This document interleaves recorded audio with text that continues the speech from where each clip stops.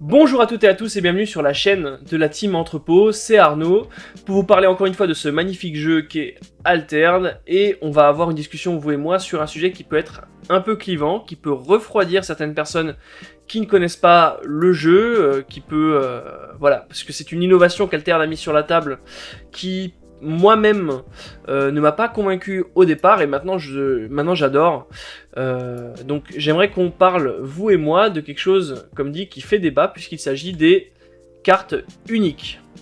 Alors, pour ceux qui ne connaissent pas Altered ou ceux qui débarquent dans cet univers, voici ma collection de cartes uniques. C'est une innovation qui n'est proposée dans aucun autre TCG et qui a été lancée par Altered. Voilà, par exemple, je vais prendre mon lièvre ici.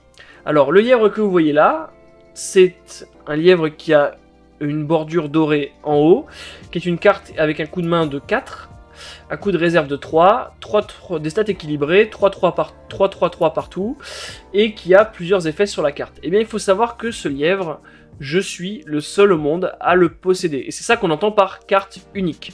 Quand vous achetez un display d'Altered, vous pouvez ouvrir dans votre display entre 4 et 5 cartes uniques au monde que vous serez les seuls à posséder. Vous les scannez avec l'application et l'application du coup l'ajoute à votre collection. Vous êtes le propriétaire numérique de cette carte et vous êtes le seul au monde. Et donc ce lièvre là, celui que vous voyez à l'écran, personne d'autre au monde ne le possède à part moi. Donc ça c'est une innovation qui est absolument majeure dans le monde du TCG, ça rebat toutes les cartes en termes de rareté, même en termes de jeux organisés, en termes de tournois, etc. Comment on arrive à créer des tournois et un metagame équilibré avec ces cartes uniques. Beaucoup de joueurs qui ne connaissent pas le jeu ont peur que du coup ces cartes uniques soient trop imprévisibles, créent une trop grande disparité entre les joueurs, entre ceux qui ont des cartes uniques qui sont vraiment très fortes, et les autres, que cela déséquilibre le jeu compétitif. Alors qu'en est-il réellement ? Eh ben finalement, pas tant que ça. Mais ce que ça apporte, alors on va pas se mentir, il y en a un petit peu quand même, on va dire que les gros joueurs ont quand même globalement deux grosses uniques, mais rien de vraiment incontrable. On n'a pas d'uniques qui lorsqu'elles touchent la table font gagner la game immédiatement. Ça je l'avais déjà dit dans ma première vidéo. Je trouve que le power level des uniques, même s'il y en a qui sont très fortes, il est globalement, selon moi, acceptable. C'est-à-dire que ça me pousse pas en dehors du jeu. Par exemple, moi je joue à Cardfight Vanguard, je préfère 1 million de fois une unique plutôt que l'Overtrigger. Puisque, voilà, l'Overtrigger, il est x1 dans le deck, mais son niveau de puissance est complètement excessif par rapport au reste du pack, alors que là, les uniques sont quand même dans une range de puissance qui, même pour les plus fortes, est quand même globalement acceptable. Il y a très peu d'uniques, voire même quasiment pas du tout, qui à elles seules vont permettre de retourner la game, voire de vous faire gagner la game. Ça peut arriver, je dis pas que ça n'arrive jamais, mais pour moi ça m'a jamais repoussé. J'ai perdu la game à cause unique et je me dis ok c'est bon, le mec il est unique trop craqué, c'est bon j'arrête le jeu, c'est n'importe quoi, voilà. Je trouve que Equinox a fait un plutôt bon travail sur ça. Et même s'il y a des cartes qui sont des uniques qui sont vraiment très très très fortes entre les mains des très bons joueurs et des gens qui ont mis les moyens pour les acquérir ou qui ont eu la chance de les ouvrir, ça on va pas le nier, mais quand même je trouve que globalement le power de ces cartes est quand même globalement assez sain, je trouve. Et donc pourquoi je vous parle des uniques ? Tout simplement parce que récemment sur le site d'Altered est sorti cet article Concevoir les uniques un an après, donc qui fait un état des lieux un peu des uniques, de voir comment game designer les uniques à l'avenir et vers où tendent ce modèle de game design un peu particulier et très innovant. Alors je vous propose qu'on le lise ensemble et qu'on voit les constats que tire Equinox sur le design de leurs uniques et qu'on puisse un peu voir si ça correspond avec, en tout cas, mon ressenti et mon avis sur le jeu. Alors, les cartes uniques ont été l'une des innovations les plus audacieuses qu'Altered ait introduites, et ce fut loin d'être une mince affaire. Ça, on est tout à fait d'accord. Avec la sortie de Seeds of Unity, donc les graines de l'unité qui sort la semaine prochaine, nous avons voulu tirer le meilleur parti des leçons apprises tout au long de la première année d'Altered, afin d'atteindre ce que nous considérons comme un tournant décisif dans la conception des uniques. Dans cet article, game designer va nous expliquer blablabla. De Beyond the Gate, donc la première extension, à Seeds of Unity, la dernière. Un parcours d'apprentissage. Beyond the Gate, au-delà des portes, expérimentation. Lors du design des cartes des uniques de Beyond the Gate, nous avons tenté de répondre à une question simple, comment faire fonctionner les cartes uniques. Le résultat était ambitieux, mais l'expérience de jeu manquait parfois de cohérence et le niveau de puissance variait énormément. Les uniques ont hérité de certains problèmes issus des débuts du design d'Altered, notamment dans notre façon d'évaluer la force des différents types d'effets, tout en introduisant des pièces de combo mécaniques parfois problématiques. Effectivement, sur le set 1, donc on avait un plafond qui était très élevé, donc on avait des uniques qui étaient extrêmement puissantes, mais en même temps on avait un sol très très bas, c'est-à-dire qu'on avait des uniques qui étaient vraiment très faibles. Et donc on avait un faible pourcentage d'uniques très fortes, un faible pourcentage d'uniques très faibles et beaucoup d'uniques moyennes entre les deux, mais globalement ce que les joueurs recherchaient, c'était ces uniques très très fortes. Et les game designers l'ont expliqué en disant que c'est quand même pas une mince affaire de sortir cette innovation là, et que leur priorité du coup sur Beyond the Gate, donc au-delà des portes, c'était de sortir des uniques qui fonctionnent. Et donc du coup, ils ont pas trop cherché à équilibrer au niveau de puissance, même s'ils ont plutôt bien réussi, mais ils voulaient surtout faire des uniques qui fonctionnent, c'est-à-dire pas des uniques, éliminer toutes les uniques qui avaient des effets problématiques. Par exemple, quand je suis joué depuis la main, défaussez-moi, enfin des choses comme ça, sacrifiez-moi, ou des choses, voilà, une carte qui vous disait ravitailler, puis si votre réserve est vide, enfin voilà, des cartes qui ne fonctionnent pas. Donc ils ont éliminé toutes les cartes qui ne fonctionnaient pas pour faire en sorte que 99% des uniques soient jouables, et ça je trouve que l'objectif il est plutôt rempli. Bien ensuite le set 2 et le set 3, Trial by Frost and Whispers from the Maze, donc en français l'épreuve du froid et murmure du labyrinthe, sur correction. A partir de Trial by Frost, nous avons resserré les contraintes pour imprimer des cartes uniques qui ne risquaient pas de casser le jeu.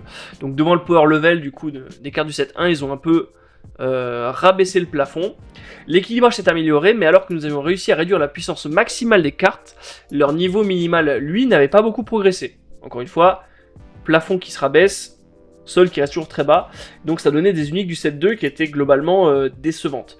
Le set 3, c'était un petit peu mieux, mais vraiment, je pense que le set 2 en termes d'uniques, c'est le pire. C'est pour ça que vous voyez beaucoup de boîtes du set 2 qui sont bradées sur le marché, c'est pas la seule cause bien sûr, il y a une surimpression du set 2 par rapport aux ventes du set 1, mais globalement il y a aussi le fait que le set 2 n'est pas très recherché parce que les uniques sont souvent déceptives.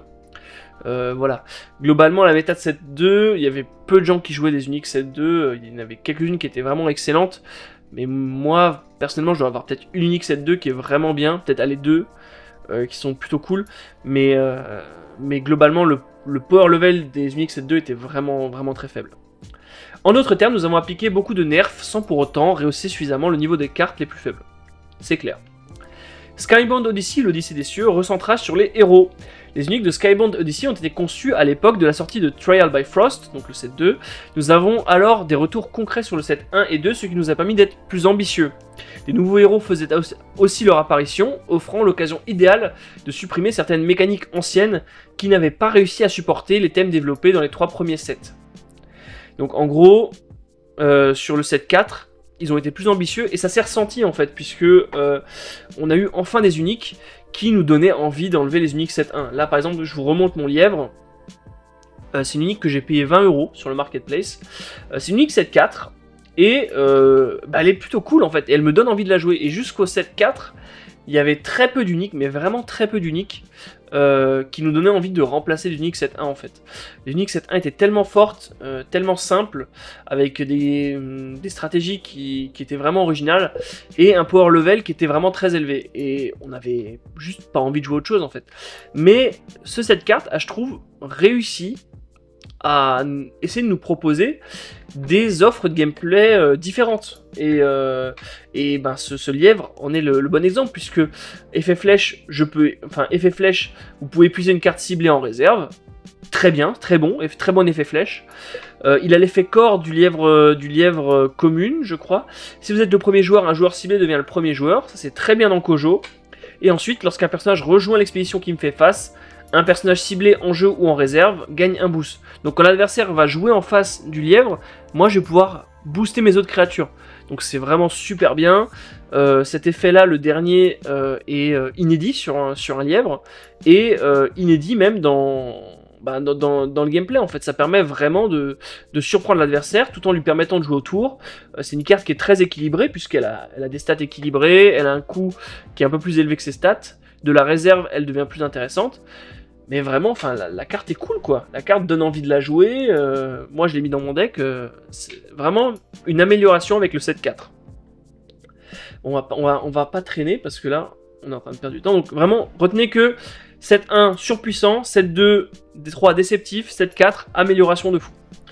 Maintenant, qu'en est-il du 7-5? Augmenter la puissance minimale d'une carte. Les joueurs l'ont remarqué, les uniques du 7-4 représentaient déjà un pas dans la bonne direction. Cela nous a permis de mieux comprendre quelques changements systémiques, de mieux comprendre quels changements systémiques restaient nécessaires pour atteindre une puissance appropriée et une manière idéale de fonctionner. Cette fois, nous avons relevé le niveau pour donner aux uniques plus de chances de trouver leur place dans la méta, tout en ayant une idée plus claire de la manière de maîtriser leur potentiel. Cela est rendu possible en remettant en question certaines de nos hypothèses passées et en établissant de nouveaux principes de design. Je reviens sur ce qui a été dit là et sur les uniques du 7-4. En fait, souvent, ce qui pouvait peut-être frustrer les joueurs qui voulaient commencer Altered, c'est de se dire ok, faut que je trouve des uniques PT et que je mette 3 uniques PT dans mon deck. Là, si les uniques du 7-4 sont vraiment intéressantes et les uniques du 7-5 aussi, la porte d'entrée va peut-être être le jeu va peut-être être plus accessible et la porte d'entrée va peut-être être moins violente, notamment en termes de dépenses pour les nouveaux joueurs. En fait, trouver des bonnes uniques va être plus simple et du coup, on va pouvoir dire aux joueurs, regarde, en fait, dans ta display, tu auras forcément des bonnes uniques et donc du coup, ça va être vraiment plus accessible pour les nouveaux joueurs. Alors là, on a 3 exemples d'uniques que je ne pourrais pas vous analyser parce que je me souviens plus de ce que sont les effets des cartes originales. Donc voilà, je vais passer très vite dessus. J'ai envie de me garder un peu de surprise pour mon environnement de jeu scellé, donc pour les AP qui ont lieu la semaine prochaine. Mais on va rentrer dans le détail du changement de philosophie de ce que ont appris Equinox et des grandes lignes du design des uniques pour les prochaines séries. Les cartes uniques doivent être conçues pour un héros ou un archétype précis plutôt que simplement pour leur faction. Comme pour les cartes communes et rares au début du jeu, nous pensions pouvoir créer des uniques qui s'intègrent à une faction en espérant qu'un héros ou un archétype finirait par émerger pour les soutenir. En pratique, cela demandait bien plus de planification que prévu. Nous avons donc décidé d'éliminer les uniques sans vraie appartenance et de renforcer celles qui cherchaient à exister dans un archétype spécifique. Donc en gros, au lieu de game designer les uniques et d'espérer qu'elles s'intègrent avec un héros, ils vont du coup game designer les uniques pour qu'elles jouent autour d'une synergie avec le héros, d'un héros prédéfini. Est-ce que je suis fan de cette décision? Je ne sais pas, j'attends de voir. Là, je suis un peu, mon avis est un peu plus réservé sur ça, parce que même si voilà, on va dire que dans un power level acceptable, j'aime bien que les uniques fassent des choses qui sont pas trop prévues en fait, c'est-à-dire que des choses un peu surprenantes, un peu inédites, des choses que la carte n'est pas censée faire, et j'ai peur que cette philosophie bride trop les uniques autour d'une certaine synergie. Le meilleur exemple de ça, c'est dans le 7-4, c'est du coup les uniques, bon les miens sont pas fantastiques parce que j'ai pas investi dedans, mais les Phileas Fogg. Donc vous avez un héros dans le 7-4 qui s'appelle Sol et Alua. Et Sol, en fait, gagne des compteurs lorsque vous passez en premier. Et globalement, les Phileas Fogg vous disent vous pouvez passer immédiatement. Donc c'est des uniques qui sont vraiment très synergiques avec Sol. Et globalement, ils ont des effets, vous pouvez passer immédiatement, si vous le faites, il se passe des choses. Et globalement, c'est des uniques qui sont très recherchées par les joueurs, notamment les joueurs de Sol, qui veulent les intégrer dans leur deck, puisqu'elles sont extrêmement synergiques avec le héros, mais elles seront peut-être pas jouées dans d'autres packs. Et donc c'est ce que j'ai un peu peur qui arrive avec les uniques du 7-5, c'est qu'elles soient trop centrées sur un héros en particulier et qu'elles en perdent en versatilité et en effet de surprise. Donc pour l'instant je me prononce pas, je suis un peu sur la réserve vis-à-vis de cette ligne, mais pourquoi pas. Les cartes communes doivent avoir une véritable raison les cartes uniques doivent avoir une véritable raison d'exister qui ne peut pas être une simple amélioration d'une carte commune ou rare. Ça, on est d'accord. Les règles de construction de deck, on rappelle 3 uniques seulement par deck, mettent directement les uniques en concurrence avec leur version commune ou rare. Les joueurs doivent décider si elles valent la peine de remplacer ces cartes. Alors effectivement, par exemple, mon lièvre, si je mets une carte unique, il faut que j'enlève une commune ou une rare. Parce qu'on peut jouer qu'une carte en 3 exemplaires dans un deck. Donc effectivement, les uniques sont en concurrence avec leur version basique. Bien que l'on veuille déjà à ce que chaque unique soit clairement au-dessus de la ligne fixée par sa version commune ou rare, nous examinons également de près leur rôle prévu. Il faut dire aussi que dans certaines extensions, des fois les uniques elles étaient moins bien que leur version commune quoi. La plupart des Seringar ne sont pas joués en unique parce que la version commune est vraiment excellente. J'ai pas d'autres exemples en tête, mais il y a vraiment des fois où on lit des uniques et on se dit mais en fait c'est vraiment moins bien que la commune, et c'est ce sur quoi ils ont essayé de travailler je pense. Et pour le coup je trouve qu'ils ont plutôt bien réussi avec le 7-4. Alors si la commune offre un effet core, c'est-à-dire qui définit l'identité d'une carte, qui est généralement conservée entre ses différentes raretés, encore une fois l'exemple de notre Phileas avec la phrase « vous pouvez passer immédiatement », la version unique ne peut pas rendre cet effet plus difficile d'accès, c'est-à-dire si la version de Phileas Fogg dit « vous pouvez passer immédiatement depuis la réserve », on ne peut pas avoir une unique qui dit si votre réserve est vide, en la jouant dans la réserve, vous pouvez passer immédiatement. Voilà, on ne peut pas avoir une carte qui rend cet effet core plus difficile d'accès. Vous pouvez payer 1, si votre main est vide, voilà, enfin bref, voilà, on ne peut pas avoir de conditions supplémentaires pour avoir cet effet core. Cela pourrait arriver, par exemple, en ajoutant des conditions restrictives, en limitant l'effet à la réserve uniquement, ou en augmentant le coût de mana. Si le fait de renforcer le rôle core de la commune ne permet pas de créer une carte convaincante, Nyx sera peut-être plus pertinente en s'orientant vers un effet connexe différent. Ça c'est très bien. Les cartes uniques doivent maximiser leurs chances d'être jouées lorsqu'elles sont piochées. Nos premières évaluations des uniques suivaient le même principe d'équilibrage que pour les cartes communes ou rares, avec un simple ajustement de puissance. Ce que nous n'avions pas suffisamment pris en compte, c'est qu'une carte commune ou rare est généralement remplaçable, et qu'une unique ne l'est jamais vraiment. C'est clair qu'on n'a jamais envie de mettre son unique en mana, quoi. Et c'est pour ça que, du coup, comme l'effet de l'unique est par définition unique, si on le met en mana, on sait que cet effet, on ne le retrouvera plus du reste de la game, alors que si on met une commune ou une rare en mana, on pourra toujours en piocher une autre qui fait la même chose. Même si, du coup, les biomes sont pas adaptés, même si, voilà, on pourra toujours la repiocher plus tard, lorsqu'elle sera plus pertinente.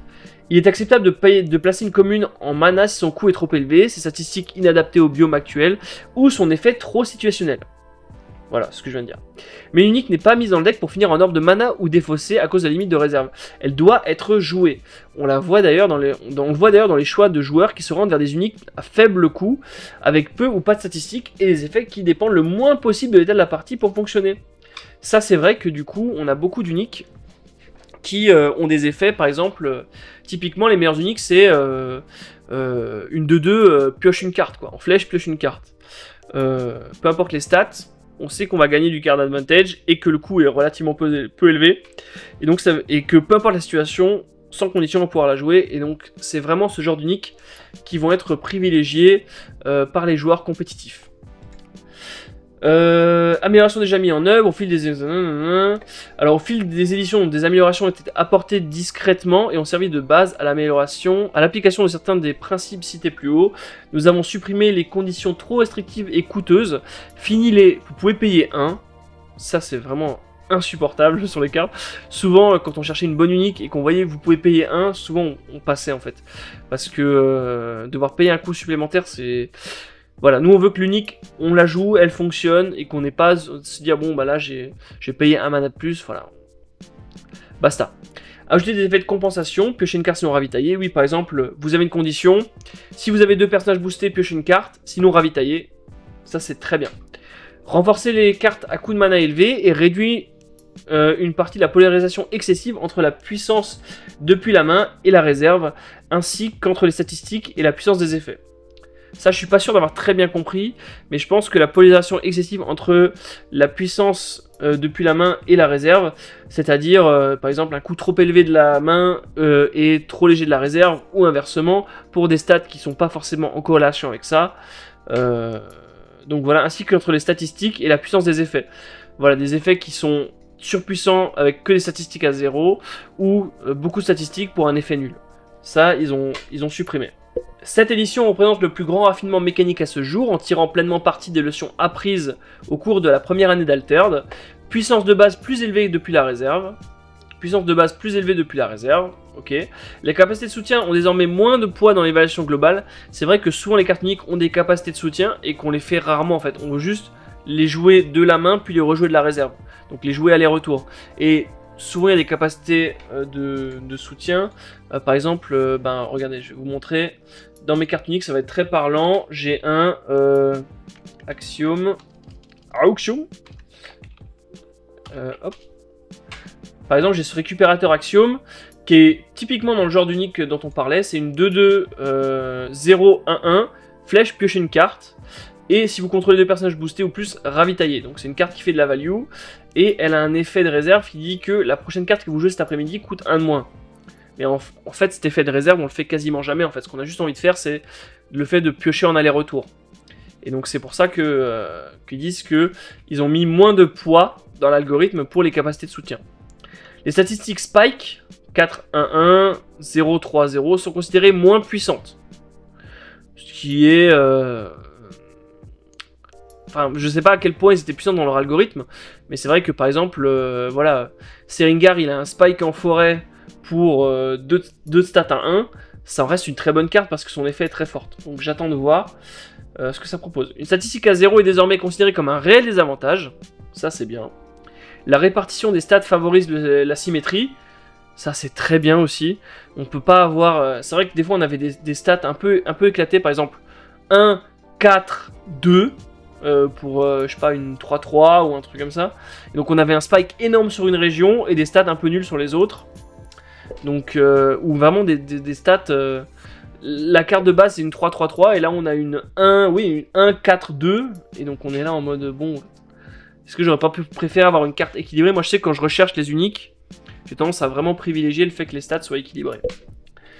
Plusieurs effets décevants comme les boosts sont considérés moins puissants. Ça c'est très bien parce que même si une carte...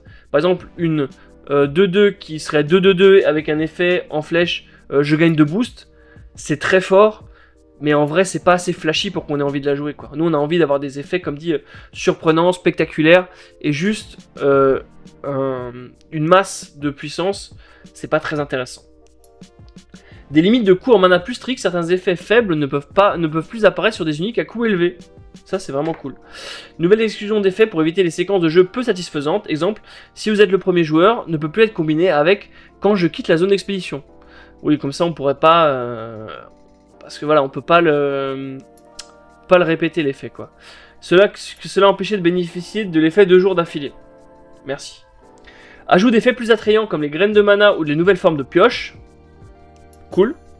Le retrait des effets devenus obsolètes pour les héros mis en avant dans le set. Alors qu'auparavant le système était principalement additif, nous essayons désormais de mettre en place une rotation où tous les effets ne sont systématiquement pas disponibles pour les uniques et apparaîtront et disparaîtront en fonction des héros et des stratégies que nous souhaitons soutenir.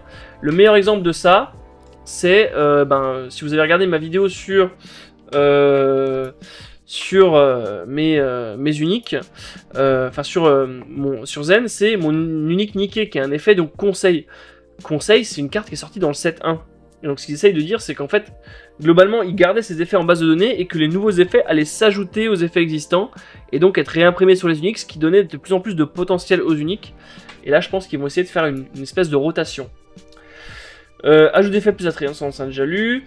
Refonte des cartes OFF lorsque l'identité d'origine ne s'adaptait pas de manière satisfaisante. OFF, c'est Out of Faction, donc c'est des uniques qui sont dans d'autres factions. Davantage de cartes n'ont désormais plus de conditions attachées à leurs effets corps si leur carte de base n'en avait pas. Okay.